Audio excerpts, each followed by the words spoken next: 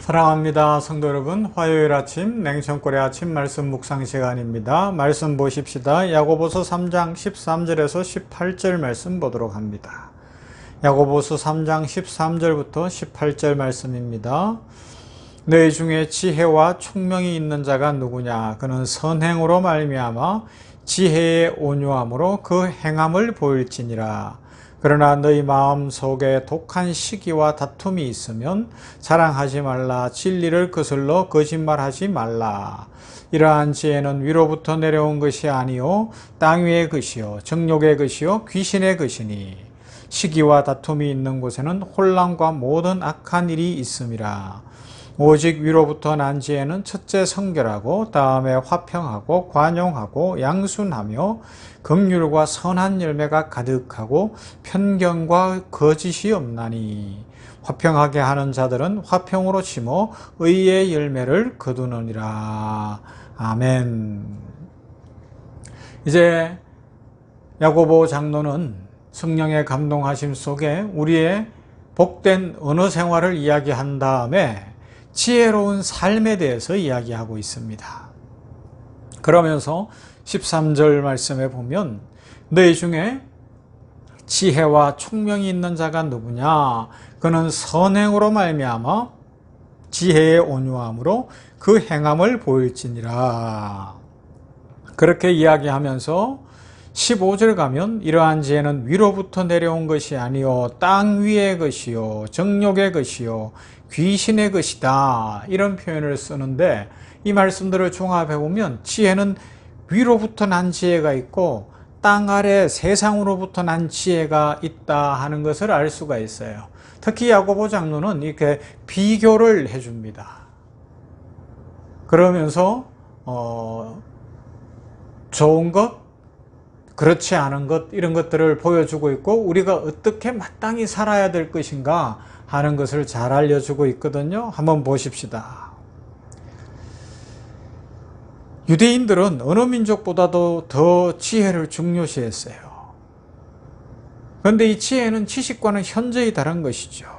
지식은 어떤 사물이나 상황을 분석할 수 있는 것이라고 한다면 지혜는 그 분석한 것을 다시 종합해서 우리의 실생활에 적용해서 삶으로 나타내고 살아내는 것입니다. 그렇기 때문에 지혜는 삶의 적용이라는 과제를 떠나서는 생각할 수가 없어요. 지식은 그냥 머릿속에 담아만 둘 수도 있어요. 그리고 머릿속에 담아있는 지식을 가지고 좋게도 쓸 수 있고 나쁘게도 쓸 수 있고 뭐 여러 가지로 쓸 수 있는데 지혜는 반드시 머릿속에 담겨있는 지식을 옳게 쓰고 복되게 쓰고 아름답게 쓴다는 것이죠. 여러분, 지식은 지금 넘쳐나지 않습니까? AI 시대입니다. 하루에도 뭐 이제는 지식의 수준이 어마무지하게 올라가는 시대가 됐어요. 그죠? 그래서 사람들도 컴퓨터를 잘 다룹니다. 그래서 좋은 지식 정보들을 많이 찾아내는데 문제는 사람들이 점점 갈수록 컴퓨터는 잘 다루고 많은 지식과 정보는 찾아내는데 그것이 삶을 바꾸어내지는 못한다는 데 문제가 있습니다. 그 많은 지식, 컴퓨터를 다루고 컴퓨터를 통해서 무엇인가 얻은 그 모든 지식들이 지혜로 이어지지 않는다는 것입니다. 중요한 것은 지혜로 이어져야 되는 것이죠. 이 지혜는 어떻게 나오느냐? 하나님과 우리와의 관계에 기초를 두는 거예요. 인격적 관계성에.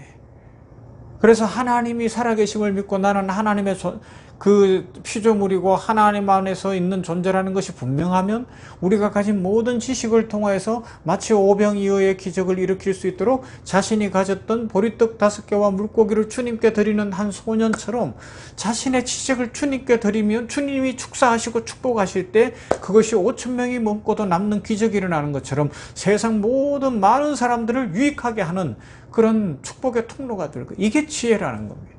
주님께 드릴 줄 아는 주님과의 관계를 분명히 인식하는 것. 다르게 이야기하면 주님과의 관계 속에서 또 다른 사람들과의 관계도 소중히 여기는 거예요. 우리는 관계성 속에 있잖아요. 인간관계가 깨지면 삶이 얼마나 어렵습니까? 마음이 너무너무 힘들고 삶이 피폐해질 수 있는데 이 인간관계 속에 있음을 알고 내가 가진 지식, 내가 얻은 정보 이런 것들로 다른 사람을 어떻게 유익하게 할 것인가? 그런 꿈을 꾸며 살아가는 사람이 오늘 성경 야고보서에서 말씀하는 참 지혜로운 사람이며 그들은 하나님이 축복하시어서 인생이 복될 것이다. 그렇게 알려주고 있습니다. 근데 자, 오늘 먼저 이런 복된 지혜가 있어야 되는데 성경이 지적하는 대로 땅의 지혜, 귀신의 지혜, 세상에 속한 지혜에 대해서 한번 생각해 보십시오. 거짓 지혜, 바람직하지 못한 지혜라고 할 수가 있습니다. 정욕의 것이고 귀신의 것이다 라고 표현하고 있습니다.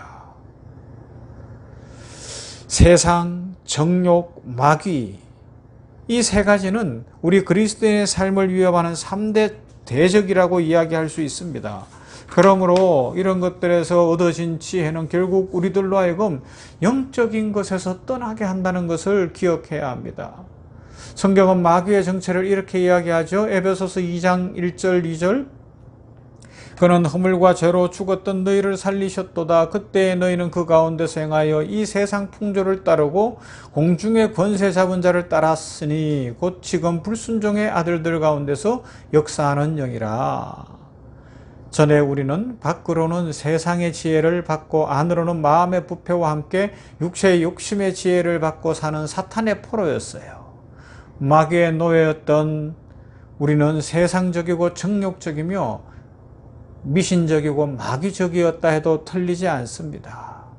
세상적인 지혜는 육신적인 지혜로서 고린도전서 2장에 나타난 자연적이고 본능적인 것이라는 표현과 통하는 것입니다.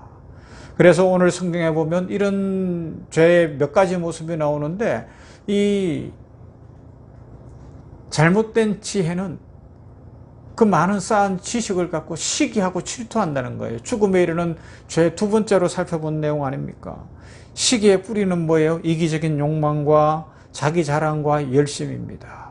자기가 중심이 될 때 그 결과로서 초래되는 것이 질투하는 것이고 시기하는 것입니다. 그런데 중요한 건 이건 불신자의 마음에만 있는 것이 아니고 성도들의 마음에도 있다라는 데 문제가 있어요. 주님의 제자들이 주님이 권능을 받으실 때에 하늘나라에서 하나는 우편에 하나는 좌편에 막 서로 높은 자리 달라고 이야기하는 것도 뭐예요? 질투하고 시기하는 것 아닙니까? 바리새인들의 신앙의 동기는 시기심의 지배를 받고 있었어요. 누가 1등 할 것인가의 문제라는 겁니다.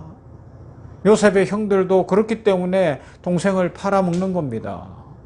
성경은 땅의 지혜는 시기를 초래하고 있고 질투하는 것이라고 알려줍니다. 잠언 14장 30절 평온한 마음은 육신의 생명이나 시기는 뼈를 썩게 하느니라 말씀하고 있습니다.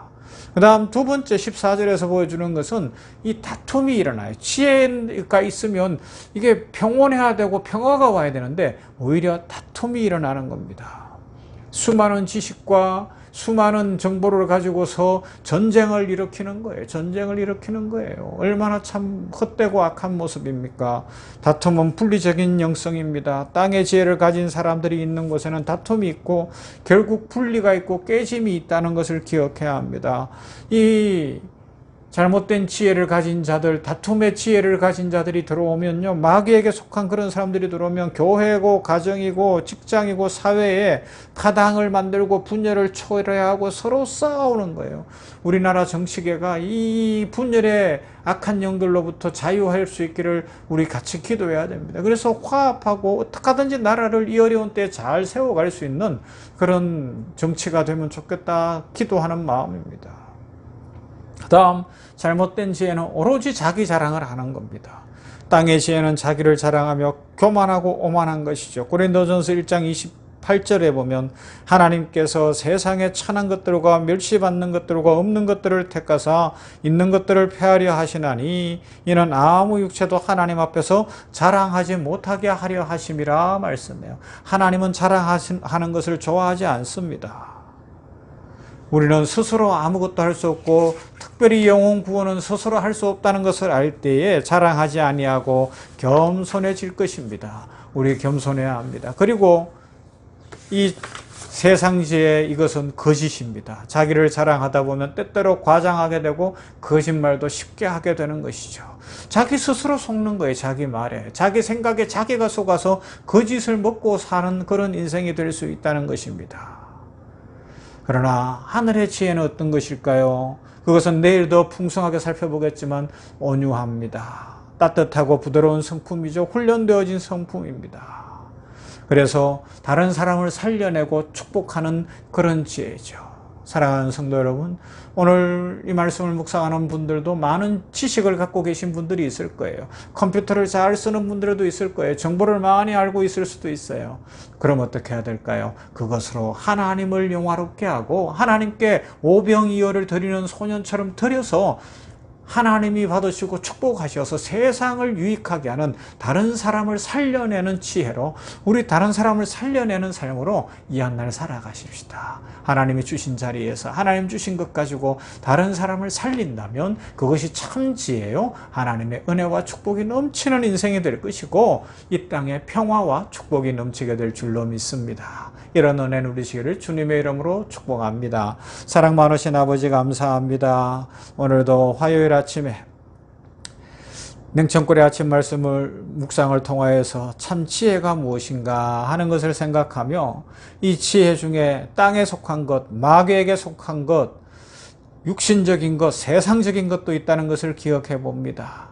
지식과 정보의 시대, 수많은 지식과 정보가 있는데 이것을 잘못 활용하면 사람을 해치고 하나님과의 관계를 깨뜨리고 사람들과의 관계를 깨뜨리는 것을 오늘 우리가 눈으로 똑똑히 목도하고 있습니다. 아버지, 우리 성도들 기억해 주시고 이런 지식과 정보를 악의 도구로 사용되는 일을 막아서게 하여 주시옵시고 우리는 성령 충만함으로 하나님의 영광을 위하여 다른 사람을 살리며 세상을 유익하게 하는데 이 지혜를 사용하는 온유한 지혜의 소유자들 다 되게 하여 주시옵소서. 시기하고 질투하고 다투고 교만하고 자랑하는 그런 지혜가 아니라 온유하여서 훈련되어지고 다른 사람 세워지고 하나님의 영광 드러내는, 하나님께 나의 삶을 드림으로 하나님이 받으시고 축복하셔서 5,000명이 먹고도 남는 기적의 주인공들이 될 수 있도록 은혜 더하여 주시옵소서. 오늘도 병원 교회 위에 함께 하시고 성도들마다 축복하시며 가정가정에 복을 내리시고